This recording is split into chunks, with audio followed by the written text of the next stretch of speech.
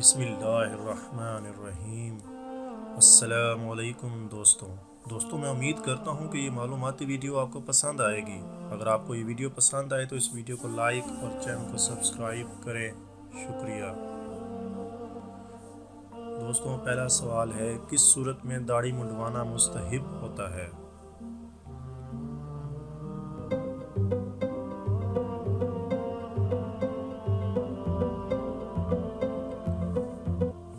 दोस्तों, जब औरत को दाढ़ी निकल आए तो उसे मुंडवाना मुस्तहब यानी कि अच्छा होता है। वो कौन लोग हैं जो किसी की जायदाद के वारिस नहीं होते और ना उनकी जायदाद का कोई दूसरा वारिस होता है?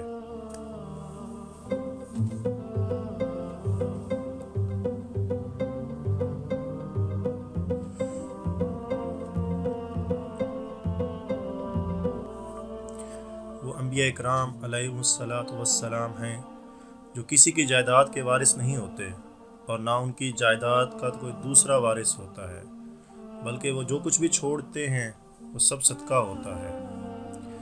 वो कौन सा उज़्व है जिसको तलफ करने से दीद लाजिम आ जाती है?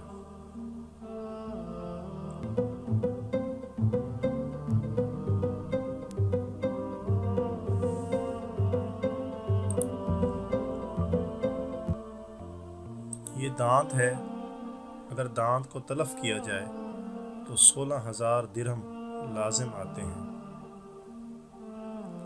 दोस्तों, एक औरत का बच्चा पैदा हुआ तो शोहर ने उससे पूछा कि बच्चा ज़िंदा पैदा हुआ या मुर्दा। औरत ने कहा कि इमाम अबू हनीफा रहमतुल्लाह अलैह के नज़दीक वो ज़िंदा पैदा हुआ और इमाम मालिक के नज़दीक वो मुर्दा। ऐसा क्यों?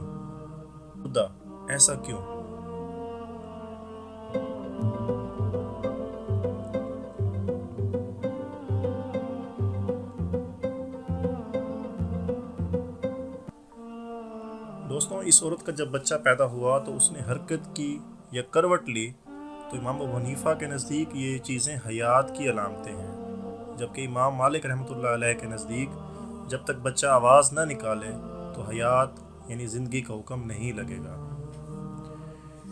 ऐसी कौन सी इबादत है जो जन्नत में भी बाकी रहेगी?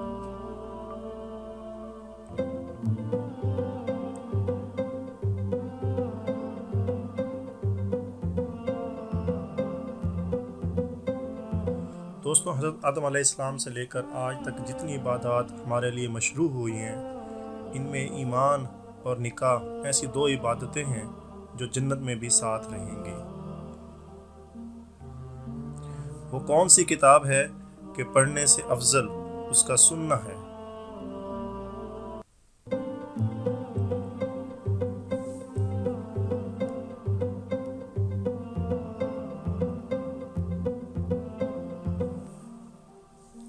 वो किताब कुरान मजीद है। इसका सुनना अफजल है इसलिए कि खारिज नमाज कुरान मजीद पढ़ना फ़र्ज़ नहीं है, मगर सुनना फ़र्ज़ है और फ़र्ज़ गैर फ़र्ज़ से अफजल होता है।